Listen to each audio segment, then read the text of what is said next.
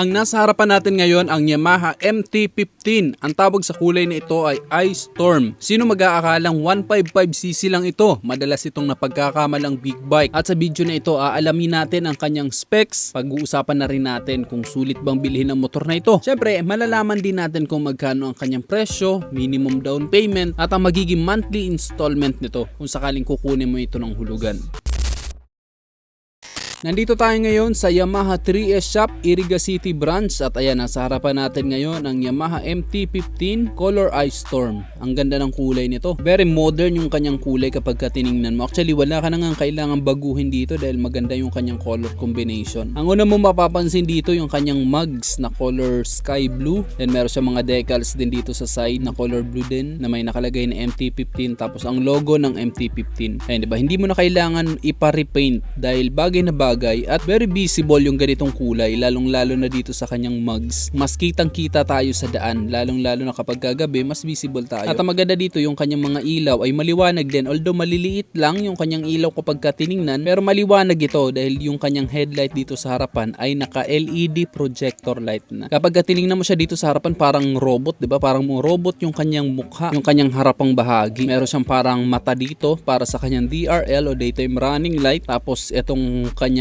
headlight na projector light ay parang kanyang bibig, parang transformer kung titingnan. Tapos itong kanyang mga turn signal lights ay parang naging sungay o parang tenga kapag tiningnan. Yung kanyang mga signal lights naman, naka-bulb type lang ito pero maliwanag naman at meron niya rin itong built-in hazard lights. Ayun, diba? Dito pa lang sa harapan nito, very aggressive talaga. Kaya malayo pa lang talagang malalaman na agad o makikilala na agad na MT-15. Although dito sa Pilipinas, bibihira ang bumibili ng Yamaha MT-15 dahil madalas ang binibili nila kesa dito sila ay yung Yamaha Sniper 155 na mas mura. Ito kasi, itong Yamaha MT-15 wala pa kasi itong ABS o anti-lock braking system. Tapos yung kanyang presyo medyo mas mahal siya kumpara dun sa Yamaha Sniper. Pero syempre mas maraming lamang na features ito kumpara sa Sniper. Anyway, hindi naman ito comparison video sa Sniper 155 at dito sa Yamaha MT-15. Nabanggit ko lang naman. At ang maganda dito sa motor na to, yung kanyang suspension dito sa harapan, naka-inverted shock at napakatataba ng kanyang suspension. Kaya naman kahit na magbiglang preno ka o malubak ka o mapadaan ka sa mga malulubak na kalsada, hindi mo masyadong iindahin at mahaba ang travel ng kanyang suspension. So hindi ito lalagutok. At maganda din yan para sa handling, lalong-lalo na pagdating sa cornering. Then yung kanyang mga gulong naman, pagdating sa kanyang mga gulong ay malalapad din. So isa din yan sa magandang factor pagdating sa cornering ay hindi tayo basta-basta sisemplang at hindi rin maaapektuhan ng ating stability. Pagdating sa sukat ng kanyang gulong dito sa harapan, ito ay 110 by 70 by 17. And of course, ito ay naka-tubeless. Dito sa likod naman, ang sukat nito ay mas malapad, 140 by 70 by 17. At ayun, diba, napansin ko na naman yung kanyang mga mugs. Ang ganda talaga ng kulay ng kanyang mugs, no? Color sky blue, very modern. Tapos, ayan, yung kanyang suspension dito sa likuran, ayan, ito ay naka-monoshock. At ang tawag ng Yamaha dito ay link type monocross. At yung kanyang preno naman dito, ito ay naka-disc brake din. Yun nga lang, no, sa Yamaha MT-15 dito sa Pilipinas, wala pa itong ABS o anti-lock braking system. Sa ibang bansa meron ng ABS pero dito sa Pilipinas hindi ko alam, pero non-ABS pa rin ang mga Yamaha MT-15 dito. Then pagdating naman dito sa kanyang taillight, ayan, very compact yung kanyang taillight, maliit lang pero maliwanag din dahil naka-LED lang. Sayang lang at hindi natin ma-activate itong naka-display dito sa Yamaha 3S Shop, Iriga City. Yung kanyang mga turn signal lights, ayan, nakahiwalay kaya kitang-kita kapag tayo ay liliko. At dito sa likod, diba, napaka-astig din tingnan. Kapag naka-side view, dito mo mas ma-appreciate yung parang big bike na style nito. Meron siya dito nakalagay na MT-15, tapos yung logo ng MT-15. Then ito, yung color silver, nakalagay dito MT. Then protektado yung kanyang makina dahil meron itong engine guard. Kaya hindi basta-basta madudumihan at protektado ito sa mga bato-bato at mataas ang kanyang ground clearance. Kaya kung sakaling mapadaan ka sa mga matataas na humps, hindi basta-basta abutin yung ilalim bahagi nito. Yung taas ng kanyang ground clearance ay 155mm. Kaya safe na safe talaga ang ilalim bahagi nito kahit mapadaan tayo sa mga basang kalsada or medyo baha, hindi aabutin ng makina. Ganon din yung paa natin, safe na safe din, hindi basta-basta madudumihan. Then yung kanyang muffler, maganda din yung kanyang stock na muffler. Meron pa itong parang carbon design. Tapos dito sa dulo color silver. Pero syempre yung pag mga ganitong motor, yung kanyang muffler, ang mga stock na muffler ay tahimik lang talaga. Yung ibang ginagawa nila, ina-upgrade na lang nila para mas maganda ang tunog. Yun nga lang, medyo magkakaproblema tayo dyan pagdating sa mga checkpoint. baka magkamulta pa kayo. Then pagdating naman sa seat height nito, medyo mataas ang kanyang seat height, 810mm. Ako ang height ko 5'9". Medyo tiptoe ako sa motor na to kahit na medyo matangkad ako. So para sa mga 5'5", kayang-kaya naman mga 5'5" pataas. Pero kung 5 flat, medyo mahihirapan kayo sa motor na to, baka matumba lang ito kapag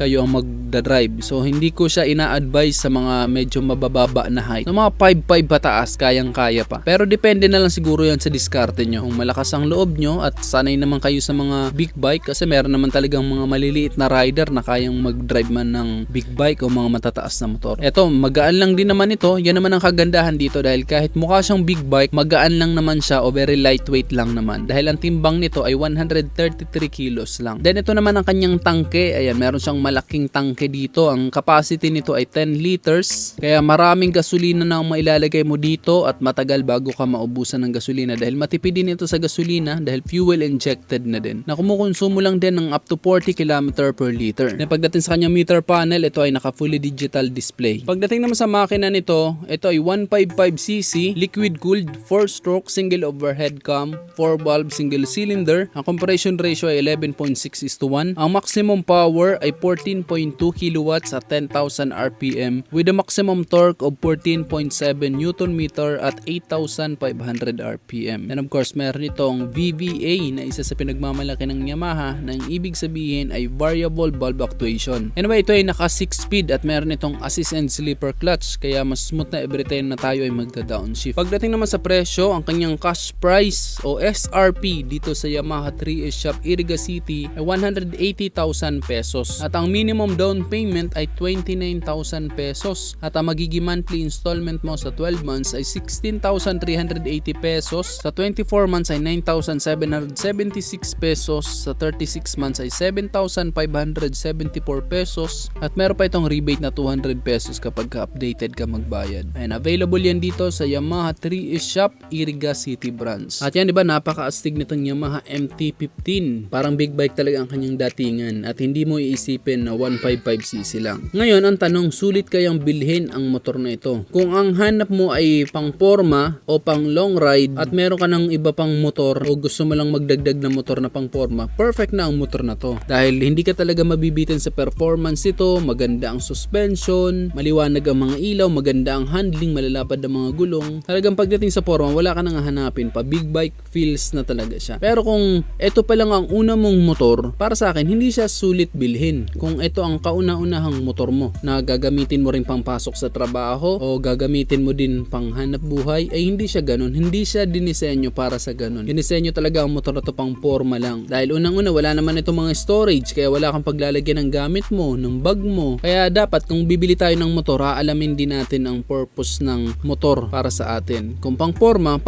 lang. Pero kung gusto mo yung gagamitin mo pang araw-araw at pang hanap buhay, pang pasok sa trabaho, kailangan mahahanapin mo din yung motor na mayroong mga practical features na perfect sa ating lifestyle. Pero kung pang forma lang, kagaya na sabi ko kanina, goods na itong Yamaha MT-15 at wala kang pagsisisihan pagdating sa performance. Kayo, ano masabi nyo dito sa Yamaha MT-15? Isa ka rin ba sa merong ganitong motor o isa ka rin ba sa nagbabalak bumili nitong motor na ito? I-comment mo na lang sa baba ang iyong opinion at kung nagustuhan mo naman ang video nito, just hit like. Kung bago ka lang sa aking YouTube channel, huwag kalimutang mag-subscribe at i-click mo na rin ang notification bell para sa mga susunod kong video ay updated ka palagi. Yun lang guys, hanggang sa muli, ako si Rosgo TV. Ride safe always and God bless.